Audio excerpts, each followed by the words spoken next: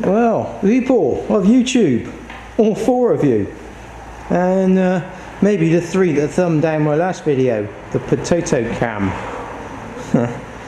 Can't believe some people, you even put in the title potato cam and then you put up some potato cam footage and they thumb it down. Oh well, moving on. So, you might have noticed that recently I've been out and about throwing the bike around in the mountains. Well, there are consequences to that kind of stuff, and one of the consequences are I've mashed up the toolbox. So, I'm going to have a go at welding the toolbox up. I'm also going to have a go at making a video for it. Hopefully not using a potato cam. And hopefully it'll work, because none of this is rehearsed. This is just point and squirt. So before we get into that, I thought I'd just show you I'm still having problems. Let's take this off a minute. With ginger cats attacking my cats to the point of I'm back sleeping on the shop floor.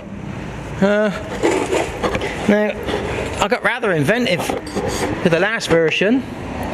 I extended this piece of wood out to the back of the trap here. Ta-da! The trap here.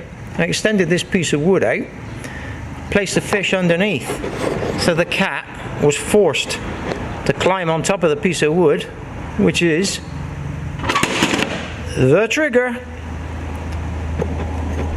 and stop him from getting to the fish by hooking it out with his leg. And as you can see from that piece of wood there, the cat chewed it to pieces. So I've modernised the trap a little bit. We got a little bit more force on the door, and we're going to put the fish here. Now this is going to be inside a box. So you didn't come here to look at cat traps, you come here to look at motorbike bits being welded. So I'll get on with that now then. So, motorbike plastic. Now, pretty much all plastic these days should have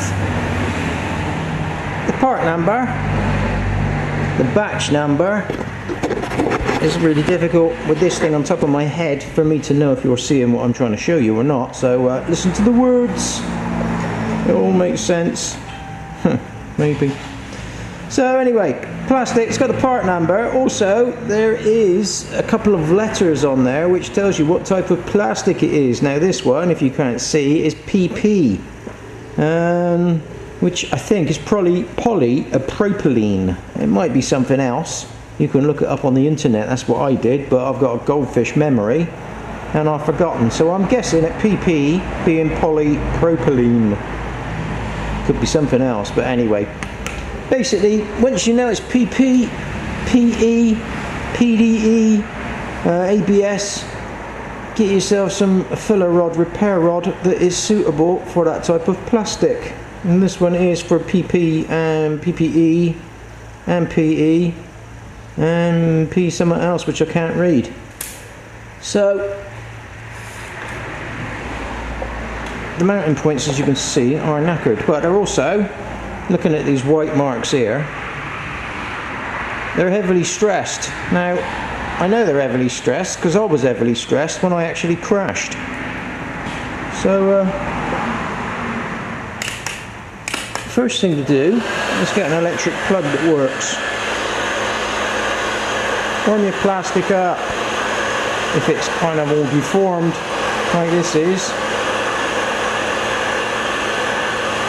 And I must admit, I was doing 40 kph when I wiped out, and I went down hard. So it's hardly surprising this has gone like this. So just talk amongst yourselves while I warm this up.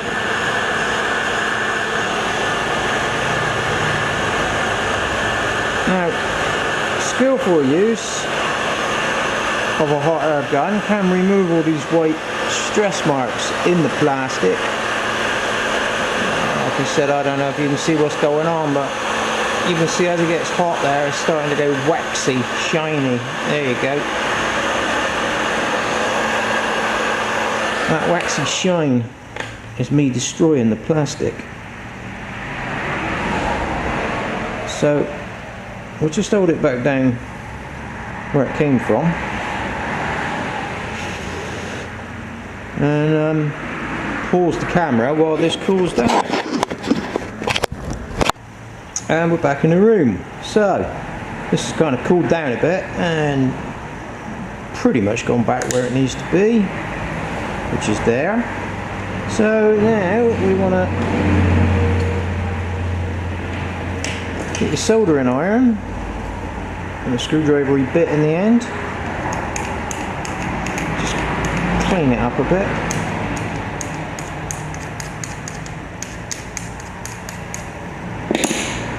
Now what we'll do is get the piece to fit back together nicely, otherwise it's not going to fit back on the bike, and just shove that right in there. And all this smoke that comes off absolutely stinks because it's poisonous, so you want to be not breathing that in.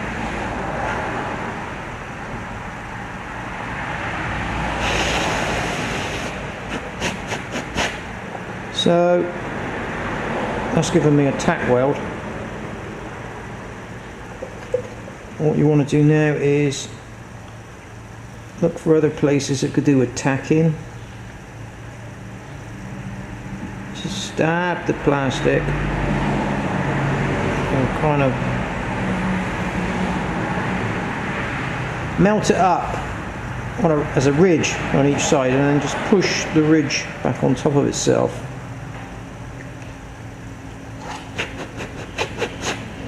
Just to stick it down. Okay. Now we've got that, we can do a little bit of welding, which is not going to be easy for me with my knackered back. So you want good penetration, so you want to work the iron right through the plastic, and then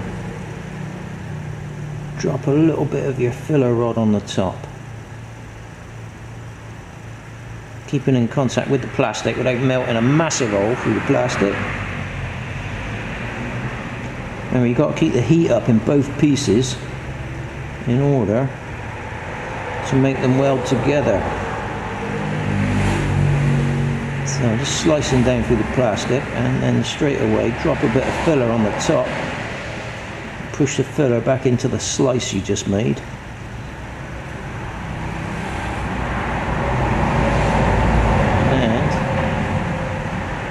Smear it all around, try and make it look pretty,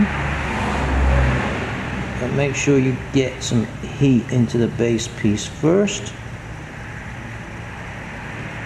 because when this was actually made, this was like a liquid hot goo squirted into a mold. So basically all you're doing is turning it back to a liquid hot goo and then letting it cool down again. The trick is to keep the heat in what you're working, so don't try to do too much at once.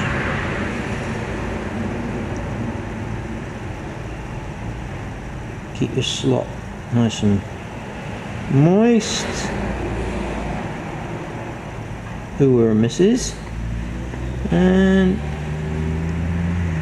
as you work along, push a little bit more down into the hole.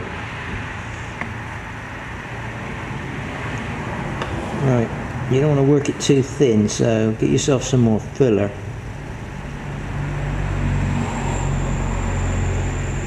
Oops, drop a chunk of filler on the top and then heat the slot and drop the filler in.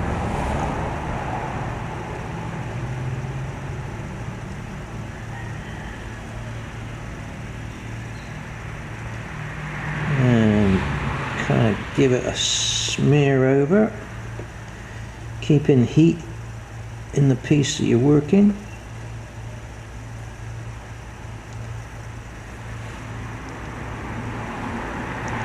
Thankfully the wind is blowing all the stink away, because this stuff is nasty. Some plastics, I think they get cyanide in them. You'll know those plastics when you heat them up, because they instantly, you can't breathe it. It absolutely kills your eyes.